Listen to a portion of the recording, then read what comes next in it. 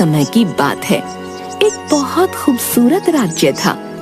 उस राज्य में बहुत ही लालची आदमी रहता था जिसका नाम था कलंदर। वह उस राज्य के राजा के लिए कर जमा करने का काम करता था और उसी राज्य में रहता था। उसका काम राजा के लिए कर जमा करना था। कलंदर जिस चीज को चाहता उसे पाने के लिए लोगों से कर लेने के नियमों को बदल देता और कर के नाम पर उनसे जो चाहता वह हासिल कर लेता। सभी लोग ध्यान से सुनो, राजा ने इस महीने से कर में बढ़ोतरी कर दी है। ये तो हर महीने का है। आप तो हर तरह की चीज पर कर बढ़ा देते हो। ये मेरा नहीं, राजा का आदेश है जिस पर हम सबको सहमत होना होगा। वैसे भी कौन सा ऐसा महीना गया है जो आप बिना कर लिए हुए यहाँ से निकले हो? कलंदर अपने मन में सोचता है, अगर कर नहीं लिया तो अपना घर कैसे भरूंगा? राजा के यहाँ नौकरी इसीलिए तो की थी। अब आप कर में क्या लोगे?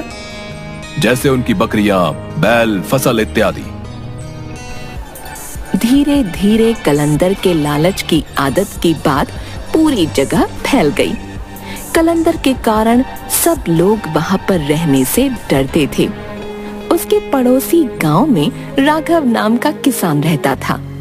राघव का एक बेटा था, विशाल, जो बहुत ही चालाक और बुद्धिमान था। राघव का परिवार बड़ी गरीबी में जी रहा था, लेकिन राघव का सपना था कि उसका बेटा एक बहुत बड़ा आदमी बने। यही सोचते हुए वो घर से निकलकर अपने पड़ोस के चाय वाले के पास गया।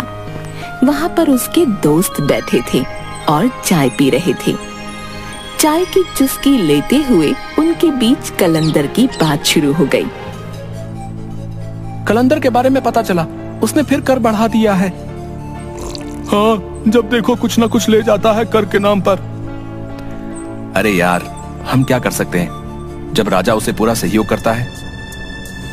और उधर पास ही विशाल भी गुजर रहा था। उसने गांव वाले और अपने पिताजी की बात सुन ली थी, तो विशाल ने लालची कलंदर के बारे में सुना। उसने निश्चय कर लिया और बोला, मैं किसी न किसी तरह से इस लालची कलंदर को राजा से सजा जरूर दिलवाऊंगा। राजा को कलंदर के इस लालची स्वभाव के बारे में पता नहीं है, इसीलिए ये मुंह मांगे कर वसूल कर सबको सताता है। कलंदर एक बड़ा ही शातिर और चालाक आदमी था, इसलिए विशाल ने बहुत सोच समझकर एक योजना बनाई। अपने परिवार के सो के उठने से भी पहले वह अपने पिता के बगीचे में गया और वहां लगे एक छोटे से आम के पेड़ को खोज निकाल लिया।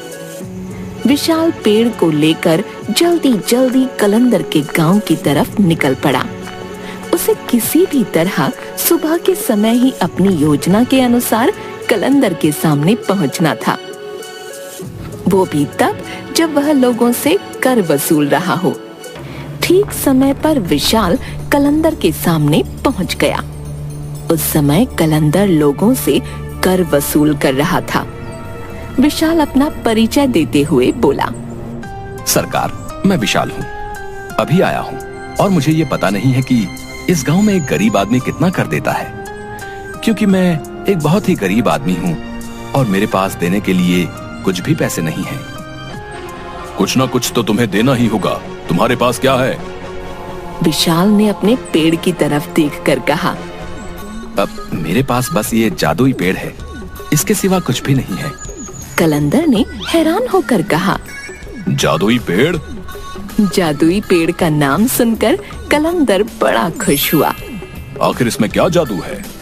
विशाल ने चालाकी से हंसते हुए कहा, अरे मालिक, ये बहुत ही कमाल का पेड़ है। जो भी इसके पत्तों को छूता है वो कई घंटों के लिए लोगों को दिखाई नहीं देता। वो पूरी तरह से लोगों के सामने से गायब हो जाता है, पर वो सबको देख सकता है। लालची कलंदर को विशाल की बात पर भरोसा नहीं हुआ। क्या तुम मुझे ऐसा करके दिखा सकते हो जिससे मुझे यकीन हो जाए कि ये एक जादुई पेड़ है? क्यों नहीं, जरूर। विशाल ने सोचा, क्यों ना इसको थोड़ा बढ़ा चढ़ा कर बोला जाए, जिससे ये कलंदर बिना सोचे ही यकीन कर ले। इस पेड़ का अगर कोई एक पत्ता खाता है या अपने माथे पर रख लेता है तो वो दिखाई नहीं देता है। खाकर देखो, आप दिख जाओ अगर किसी को तो बोलना। ठीक है, खाकर देखते हैं। बताओ, हम दिख रहे हैं तुम्हें? नहीं, बिल्कुल नहीं दिख रहे हो। विशाल की बात सुनकर लालची कलंदर ने उसे ऊपर से नीचे तक देखा। अगर तुम यहाँ रहना चाहते हो तो तुम्हें अपना ये पेड़ मुझे देना होगा। मैं तुम्हें इस गांव में बिना कुछ दिए नहीं रहने दूंगा। इससे पहले कि विशाल कुछ कहता, लालची कलंदर ने उसके हाथों से उसका पेड़ छीन लिया और दौड़ते हुए अपने घर चला गया। घर जाकर उसने पेड़ की एक पत्ती तोड़ी और उसे अपने माथे पर रख लिया। वहीं पास में उसकी पत्नी बैठकर खाना पका रही थी। उसने अपनी पत्नी से पूछा, सुनो, क्या तुम मुझे देख सकती हो? पत्नी को कलंदर की बात सुनकर बहुत गुस्सा आया और वह बोली, क्यों नहीं देख सकती क्या मैं तुमको? अंधी नजर आती हूँ। अब कलंदर बड़ा परेशान हो गया। वह भागते हुए दूसरे कमरे में गया और उसने पेड़ की दूसरी पत्ती तोड़कर फिर अपने माथे पर लगाई। फिर वापस रसोई घर में आकर बोला, अब क्या तुम मुझे देख सकती हो? अब तो उसकी पत्नी को बहुत ज्यादा गुस्सा आने लगा। वह जोर से बोली, तुम्हारा दिमाग तो ठीक है, आखिर तुम कहना क्या चाहते हो? क्यों मैं तुम्हें देख पाऊंगी? क्या तुम्हें लगता है कि मेरी आंखें खराब हो गई हैं? लालची कलंदर बड़ा ही परेशान हुआ। वह फिर कमरे में गया, फिर पेड़ की पत्ती तोड़ी, फिर उसे अपने माथे पर लगाया और फिर अपनी पत्नी के पास गया। फिर से दोहराया, क्या तुम मुझे अब देख सकती हो? पत्नी कलंदर के लगातार इस पागलपन से बड़ी परेशान हो गई थी। आखिर गुस्सा होकर उसने कहा, नहीं, मुझे तुम दिखाई नहीं पड़ रहे, मैं तुम्हें नहीं देख सकती। लालची कलंदर तो जैसे यही सुनना चाहता था। वह खुशी से पागल हो गया। उसने सोचा कि वह गांव में जाकर इस पेड़ के जादू को परखेगा। वह चौराहे पर खड़े होकर पेड़ की पत्ती माथे पर लगाए विचित्र विचित्र प्रकार की हरकतें करने लगा। किंतु किसी गांव वाले ने कुछ भी नहीं कहा, क्योंकि वह उससे बात नहीं करना चाहते थे, क्योंकि उन्हें डर था कि कहीं वह उनसे कर न मांगने लगे। लेकिन गांव वालों के कुछ भी न कहने से लालची कलंदर ने समझा कि वह पेड़ सचमुच ही जादुई है। फिर उस दिन के बाद उसे जो चीज पसंद आती वह उठा कर ले जाता। वह बाजार जाता, किसी दुकान से बांसुरी, किसी दुकान से फल फूल, कहीं से कपड़े उठा लाता। सब उसे ऐसा करते देखते पर डर के मारे उसे कभी मना नहीं करते। लेकिन वह लालची कलंदर यह समझता कि वह किसी को दिखाई नहीं देता, इसलिए कोई उसे कुछ नहीं कहता। एक दिन गांव को देखने के लिए राजा की शाही गाड़ी गुजरी। कलंदर ने देखा कि राजा की गाड़ी में बेशकीमती हीरे जवाहरात आदि सजे हुए हैं। लालची कलंदर ने आदत के अनुसार पेड़ का पत्ता अपने माथे पर रखा और राजा की बग्गी से हीरे जवाहरात चुराने लगा।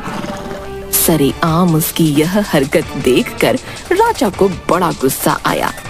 उन्होंने चिल्लाकर कहा, गिरफ्तार करो इसे। अब लालची कलंदर बड़ा परेशान हो गया। उसने कहा, महाराज, मुझे क्षमा करें, इसमें मेरी गलती नहीं है। एक गरीब आदमी ने मुझे ये जादुई पेड़ दिया, जिसकी पत्तियां अपने सर पर रखकर मैं अदृश्य हो जाता था। लेकिन आज मुझे पता चला कि वो झूठ बोल रहा था, क्योंकि आपने मुझे देख लिया और मैं गायब नहीं हुआ। राजा को उसकी बात सुनकर बहुत गुस्सा आया। राजा ने कहा, ये तो बिल्कुल ही पागलों की तरह बातें कर रहा है। क्या कोई पेड़ ऐसा भी होता है जिसकी पत्ती माथे पर रखकर कोई गायब हो जाता है? ऐसे पागल आदमी को हम कर वसूली के काम पर नहीं लगा सकते। राजा ने तुरंत ही कलंदर से उसकी नौकरी छीन ली और और इसके बाद लालची कलंदर सारी जिंदगी उसी गांव में लोगों के सामने अपना मुंह छुपाकर जीता रहा। अपने लालच के कारण उसे सारी जिंदगी शर्मिंदगी झेलनी पड़ी। गांव वालों को जब पता चला कि विशाल ने किस चालाकी से कलंदर को उसके अन्याय की सजा दिलाई है, तो सभी ने उसकी बड़ी सराहना की।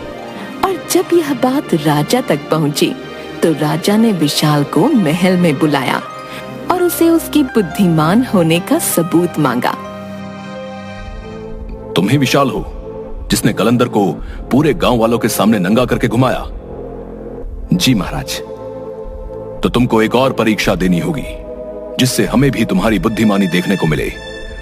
बोलिए महाराज, क्या करना होगा? तुम एक काम करो, ये 2 माला रखी है, एक असली फूलों की है, एक नकली फूलों की। अगर तुम इन दोनों में से कौन सी असली है और कौन सी नकली है, ये बिना छुए और पास आए बता पाओगे। अगर तुमने सही बताया तो हम तुम्हें राज्य का नया कर अधिकारी नियुक्त कर देंगे। विशाल माला देखकर दोनों मालाएं एक जैसी लग रही थीं और उसे लग ही नहीं रहा था कि दोनों एक जैसी कैसे हो सकती हैं। मगर असली पहचान के लिए उसने कुछ देर सोचा और कहा, आप अपनी खिड़की खुलवा दो। राजा सैनिकों को खिड़की खोलने को बोलते हैं। खिड़की खोल दो। बाहर एक मधुमक्खी फूलों के बगीचे में फूलों पर थी। वो सीधा उड़कर असली फूलों की माला पर आकर बैठ गई। महाराज, यही है असली फूलों की माला। राजा सोच में पड़ गया था। इसने तो माला को छुआ भी नहीं था, इसको कैसे पता चला कि ये माला असली है? उसने विशाल से पूछा। तुमको कैसे पता चला कि ये असली माला है? ये बहुत ही आसान था। कैसे? हमें भी समझा सकते हो? आपकी जो खिड़की है वो आपके बगीचे के बिल्कुल पास में है। आपके बगीचे में फूल लगे हैं और उन पर मधुमक्खियां मंडराती रहती हैं। उसी तरह जो असली फूल होता है उस पर मधुमक्खी बैठ जाती है। मैंने भी वही सोचकर आपको खिड़की खोलने को कहा। जिस तरह से मधुमक्खी बाहर से आ गई और असली माला पर आकर बैठ गई है। तुम तो सच में बहुत होशियार हो, मुझे ये देखकर अच्छा लगा। राजा ने विशाल की बुद्धिमानी देखकर विशाल को ही कर वसूली की नौकरी दे दी और विशाल न्यायपूर्वक गांव में कर वसूली का काम करते हुए आराम से जीवन बिताने लगा। लालच और अन्याय के कारण कलंदर को अपनी जिंदगी लोगों के ताने सुनकर शर्मिंदगी के साथ बितानी पड़ी।